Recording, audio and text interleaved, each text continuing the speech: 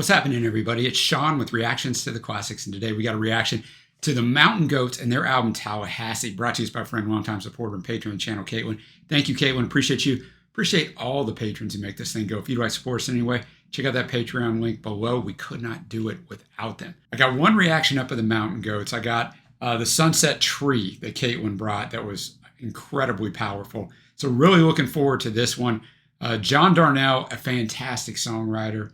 Caitlin's a big fan of Conor Oberst, Bright Eyes, those sorts of things. And John Darnielle's kind of like a poor man's Conor Oberst, right? He writes some in-depth stuff. He's never going to mail in a song, and I personally really like that. It's challenging, right? This is a challenging reaction to do in a very good way, because I know every one of these songs, there's a theme on this album, which I'll get to in a minute, but every one of these songs is going to be, meaningful.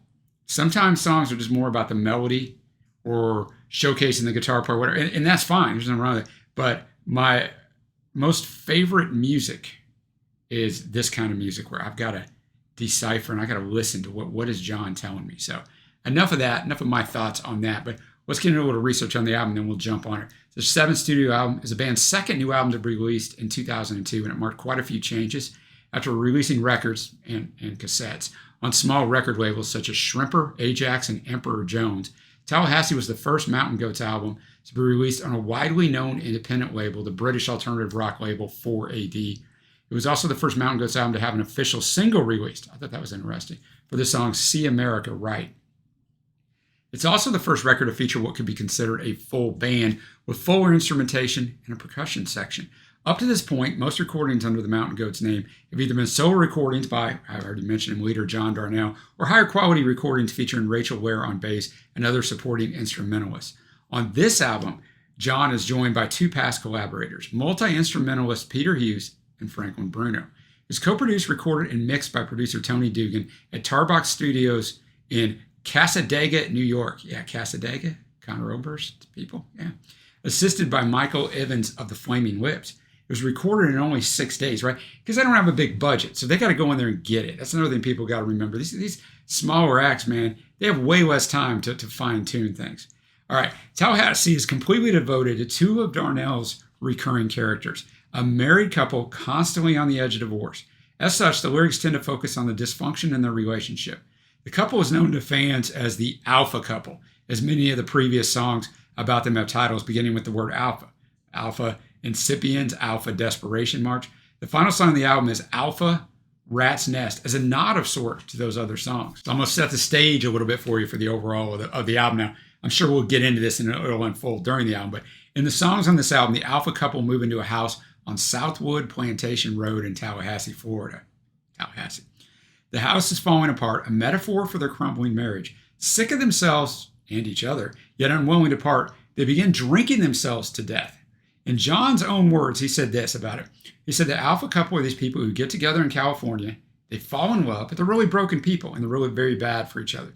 They're both big liquor enthusiasts. They moved to Las Vegas and live in a motel for a year out of a sort of romanticized version of how they're supposed to live, and things just keep getting worse. Alcoholics in Vegas, how could that go bad? So they just flee across the country in hopes of starting a new life, but they haven't really thought it through at all. So they get to Tallahassee, and that's where I envision them falling apart in some tiny little house.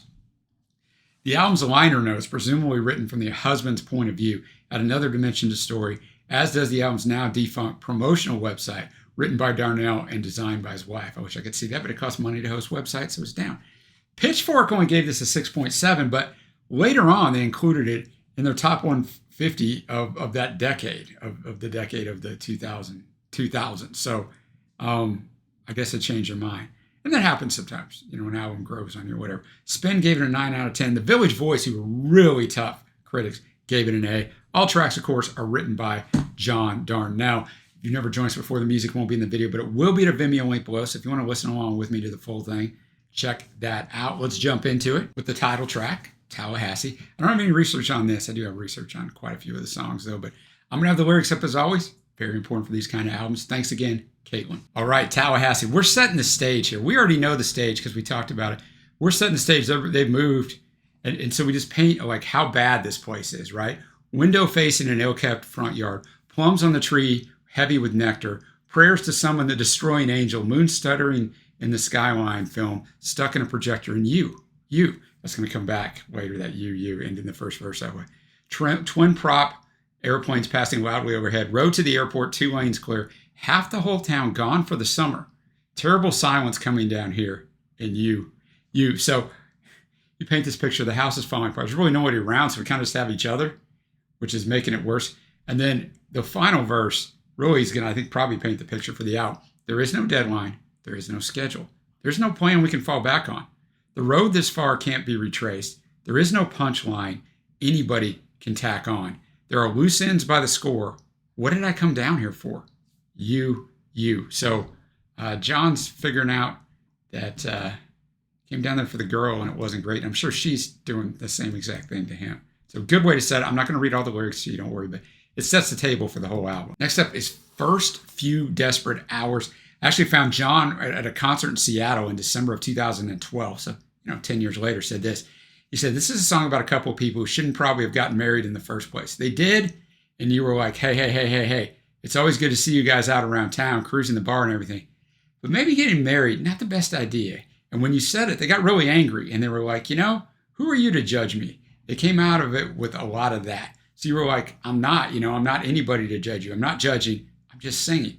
I've known you for a long time. And then they were like, you don't know me. And you were like, okay, I don't know you. Hey, cool. It's your lives, not mine. Then they were like, why you got to be that way? And it ended badly. And you were like, I hope it goes well for them. But it didn't. And you resist the urge to gloat. Inside, you had a little bit of the gloat in you. As a matter of fact, I know that you did because I saw it when the whole thing went down. So he's just letting you know, like, they should have never been together. And I think we've all known people in our lives. Maybe we didn't tell the couple this.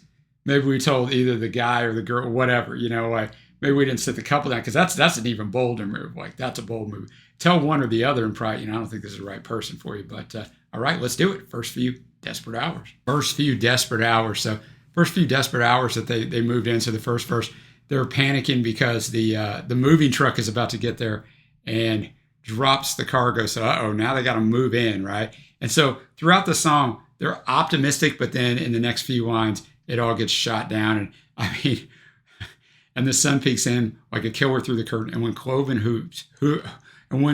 hoof prints turn up in the garden, we keep up the good fight. We keep our spirits light, but they drop like flies. So, cloven hoofs, talking about Satan or Satan-like characters there. So it's not starting out well for John and his woman. And I have a feeling it's not going to get any better. Southwood Plantation Road is supposedly the road that they're living on. All right, Southwood Plantation Road. I mean, he just talks about how they try to get along. He buys her white gold. It gets a little bit better, but then it's not going to work. All night long, you giggle and scream. Your brown eyes deeper than a dream. I'm not going to lose you. We're going to stay married. So he just goes with this, like what we all go through in relationships, right? Or such like, this is going to be fine. But then he says, in this house, like a Louisiana graveyard, where nothing stays buried on Southwood Plantation Road, where the dead will walk again, put on their Sunday best, and mingle with unsuspecting Christian men. Wow. Like, no one knows. They all think they're doing well. Next up, we have game shows touch our lives. Game shows touch our lives. So, it's what you think. They're sitting around watching game shows. And they're drinking, right? It's not very good. It tastes like medicine, but it'll do. So turn up the volume real high. All of that money, look at it fly, in the game show, and you smoking like a chimney. He ends up having to carry her upstairs after he gives her a drink. I like the line, people say friends don't destroy one another. What do they know about friends? At the very end, your drunken kiss is light as the air. Maybe everything that falls down eventually rises. Our house sinking into despair. So he's over here and now over here. But look at this showroom filled with fabulous prizes. The dream of the game show, right? It'll make everything better. Now we got the house that dripped blood. It's going downhill quickly. All right, the house that dripped blood. Richer arrangement-wise, because I know, I talked about the first one with a full band, but I mean, most of these songs are just dominated by John and his acoustic guitar, which is fine because he's telling a story. I actually like it. But the house that dripped blood, he just goes through this and describes the deterioration of the house, like all the things that are wrong with it. And, I think using it as a metaphor for his relationship. He says at the end, well, let me tell you, brother, still water's going stagnant, bodies bloat, and the cellar door is an open throat. So I think this thing is going to turn bad quickly, as in worse than it is now. Now we got, I guess it's Idols of the King. It's a weird way to spell idols. All right, Idols of the King. Just talking about where they're at, the huge crows are lording by the curb. Like everything is lining up. He's talking about all all of the old plantations in the first, all of the crows and the seeds and the cicadas and the locusts. And then how long will we ride this wave out? How long till someone caves under the pressure? My dreams are haunted by armies, armies of ghosts. And then he says, your face like a vision straight out of Holly Hobby, which is in like children's books and greeting cards. And usually her face is covered for the most part. So that was interesting. Late light drizzling through your hair, your eyes, twin volcanoes, bad ideas dancing around in there. And then he revisits that refrain, all of them lined up. So she's having bad thoughts toward him. So really, you could have called this all of them. Now we're going to get to the song that if anybody knows off this album, they're going to know this one. No Children. John said that he is, quote, not laughing with the characters in this song, but rather laughing at them. He said, there was a song on the charts called I Hope You Dance by Leanne Womack. I mean, I remember that song was big. And I hated this song a lot. I really try not to be a big hater, and big a hater as I used to be, but I just hated everything about this song. So I'm driving to Des Moines, and I ad-libbed I Hope You Die over I Hope You Dance.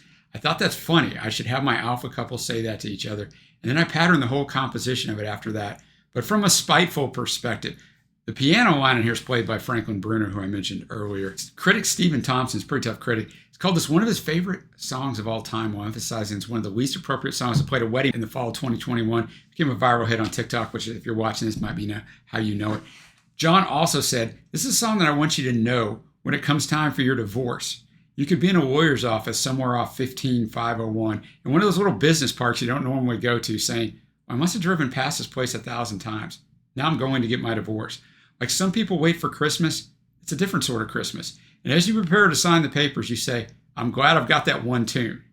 And then he also said another quote, there may come a day when you're going to need the words to this song. You'll be sitting there going, what's become of my marriage? This blows.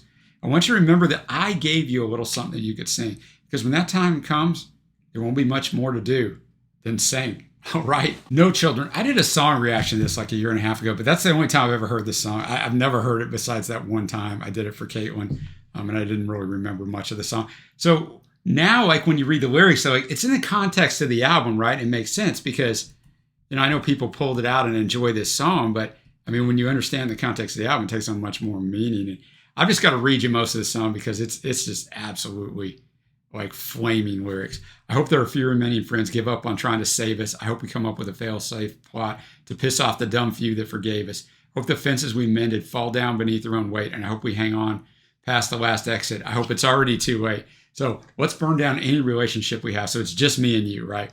And I hope the junkyard a few blocks from here someday burns down. And I hope the rising black smoke carries me far away. And I hope I never come back to this town again. And then the chorus, in my life, I hope I lie and tell everyone you were a good wife, and I hope you die. I hope we both die. And then verse 2, he wants to cut himself shaving, wants it to bleed all day long. Our friends say it's dark as before the sun rises. We're pretty sure they're all wrong. I hope it stays dark forever. I hope the worst isn't over, and I hope you blink before I do, and I hope I never get sober. And I hope you think of me years down the line. You can't find one good thing to say, and I hope that if I found the strength to walk out, you'd stay the hell out of my way. And then the last chorus, I'm drowning. There's no sign of land. You are coming down with me, hand in unlovable hand, and I hope you die. I hope we both die. So a good song, but also interesting because it marks the halfway point of the album. I don't know how it could get worse than that, but I guess it's going to unravel even further. Next up, we have See America Right. If you remember during the intro, I said this was the first single ever released by the Mountain Goats. All right, See America Right. An interesting song to pick as the first single ever from the Mountain Goats because this is not atypical of John's music that I know. And believe me, I don't know all his music by any means, but what I've come across. It's a much more hard rocking, compared to the other stuff. So it's interesting because if you heard this and liked it and went and bought this album, like, this is not what you're going to get. But record companies have done this from time immemorial, right? It doesn't really, it's not really a representation of the album. But basically, they go to Tampa. The car breaks down, so they both got to get on buses, separate buses, go back to Tallahassee. He went and got the case of vodka, so he's getting wasted. He tells her at the very end, I want you to know I love you. But my love is like a dark cloud full of rain that's always right there above you. Hey, so it's like nothing can just be a compliment on here, right? It's always the sky, quote, is falling. Next up, we have Peacocks. All right, Peacocks. Basically just setting the stage. He goes outside on his front porch by himself. His wife isn't there, sees the peacocks, and he's able to take in like how bad his house really is. And so then a helicopter comes over. The wife's with him now. They both hit the deck to hide because they're afraid it's after them. But instead of finding solace in each other, they hit the deck alone. Then they end up hooking up, right? But he just realizes this is just not, this is not ever going to work out. So that is Peacock. Now we go to one of the more interesting titles, International Small Arms Traffic Blues. All right, International Small Arms Traffic Blues, where it's a 12-bar blues, right? That's what it's telling you at the start, and that's kind of how it's written and how it plays out.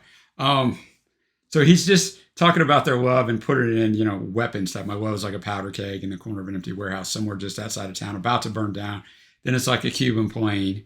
Then it's like the border between Greece and Albania, which I won't go into history, but for 50 years was like very difficult. There's a shortage in the blood supply, but there's no shortage of blood. The way I feel about you, baby, can't explain it. You got the best of my love. So that's how he finished on. That's the best of his love. If that's the best of his love, he's letting her know, like, it doesn't get any better than this. And obviously they're extremely unhappy. We still got 4 songs left to unfold the rest of the story. We got Have to Explode. Have to Explode. So they're laying on the tile of their clean bathroom floor. It's like it's burning up, right? They're staring at the 100-watt bulb. I kind of just thinking of how bad this situation is. The stage is set. Someone's going to do something someone else will regret. I thought that was good right there, right? Usually tell you, you're going to do, don't do something you'll regret. No, you're going to do something somebody else is going to regret. I speak in smoke signals and you answer in code. The fuse will have to run out sometime. Something here will eventually have to explode. Have to explode. And then at the end, he's like, name one thing about us two anyone could love. We roll out the red carpet when rotten luck comes down the road. 5, 4, 3, 2, 1, watch for the flax. We're talking about watch for like a nuclear explosion because something here will eventually have to explode.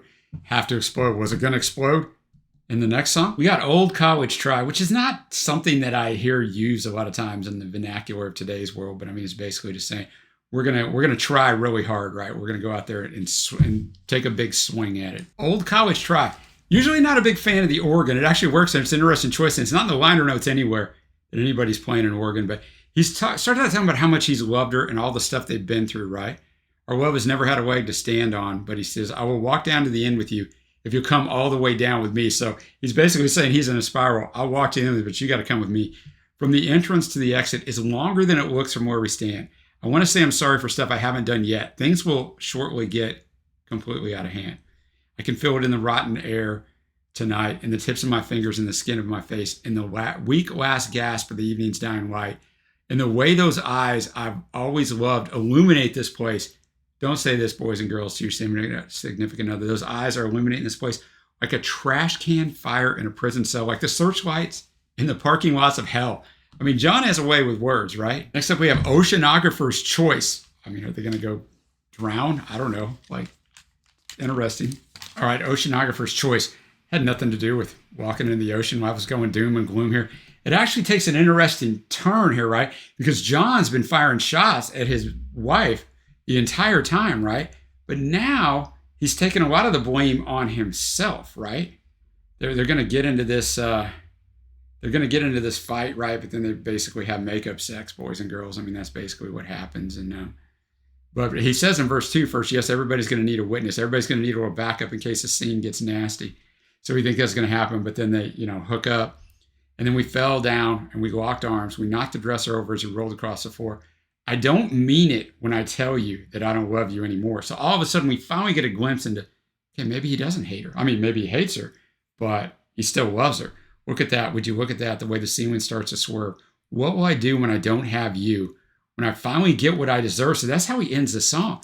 So he's like, I don't deserve you. So it's a total switch, right? It's sometimes when we get to the end of relationships, at the very end, we have this epiphany that, maybe it is more our fault than we think. So now I'm super curious how this thing ends. I mean, are they going to go ahead and call it off, or is he going to try to get it back? Alpha Rat's Nest. It's not a very long song. It's 2 minutes, but John can do a lot in 2 minutes. All right, Alpha Rat's Nest. I think they burn up in a fire, boys and girls, and there's some allusions to previous songs, like the very last verse, an allusion really going back to No Children, right? Because, sing, sing, sing for the dying of the day. Sing for the flames that will rip through here. And the smoke that will carry us away. Yeah, sing for the damage we've done and the worst things that we'll do. Open your mouth up and sing now. For me now, and I will sing for you. But in that last verse of No Children, or in that verse of New Children, and I hope the junkyard a few blocks from here someday burns down. And I hope the rising black smoke carries me far away and I'll never come back to this town. again in my life, but I think they're going to die. I mean, let me know what your interpretation of this is, but I mean, that's surely what it seems like. Like that's how it's all going to end. Which, I mean, when you take the overall tone of the album, that probably is a fitting ending, as tragic as it might be. All right, if you watch a lot of my videos or any of my videos, you know this is a time where we come to our favorite tracks. But I think I've only done this once or twice before. I don't remember where I did it, but I'm not going to have any favorite tracks, right? And not because the tracks are bad, but this is absolutely a piece of art. I know No Children is this huge song, but No Children's not any better to me than any of these other songs, quite honestly. I mean, they're all outstanding quality. They're telling a story. John is unraveling a story. I think when No Children gets pulled out, like people hear those lyrics like, wow, this is crazy. And I wish that would have prompted them to come check out the album, but I don't think it has, judging by the success that it's had, even in recent years after this went viral. You know, people want that little flash, and I want that song. I'm not going to dig in because a lot of these other songs have those quote fire lyrics, not trying to, you know, play off Alpha Rat's Nest there, but I mean, all the songs are good, right? Because they're all necessary. He draws you in. I thought the instrumentation was great. I mean, John's credited with guitar, vocal, bells, keys, xylophone, and harmonica, and Peter Hughes with bass, guitar, harmony, vocal, drums, keys, shaker. So those are the main instruments in here. Franklin Bruno, I mentioned earlier, was on the piano. He's on the guitar on a song or two. You know, he's on a couple things, but this is mainly still this John Darnielle, you know, telling a story and playing his acoustic. And I'm here for it, right? His voice doesn't have to be fantastic. If I'm going to make the Conor Oberst comparison like I did at the start, I mean, Conor's voice isn't fantastic. It doesn't have to be. Bob Dylan's voice, if we want to talk about the GOAT in songwriters, is not great. It doesn't matter, right? It pulls you in. You don't notice it at all. So I'm just going to go to my overall score on this. I think his album is fantastic. The writing on it is great. You're not going to put it on, boys and girls, and go to song 4, I mean, No Children, song 7, and be like, oh yeah, this is great. Like, you have to play it out, and you have to understand it, and you have to listen. You have to have active listening. And I mean, I'll be the old hat here, but as our attention spans get less and less because we all got phones and, you know, we want a 20-second video to tell us everything, it's hard to dig into these albums, I think, for a lot of people and really actively listen. Now I got an advantage because I'm sitting here doing it in this environment with the headphones on and with the lyrics up.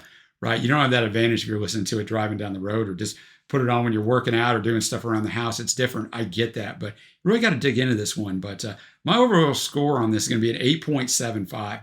Like, it's sky high. And I think you either like this and you're like an 8 or a 9, or you're like a 2 or a 3, right? You either love this or you don't. I don't think there's kind of any middle ground on this, but I really appreciate Caitlin bringing this one. Go check out my review of the other GOATs album after this. I'll put it on the end screen. But let me know what you think of this. How do you interpret this album? What else should I check out from Mr. Darnielle and the boys? And until next time, guys, I will see you.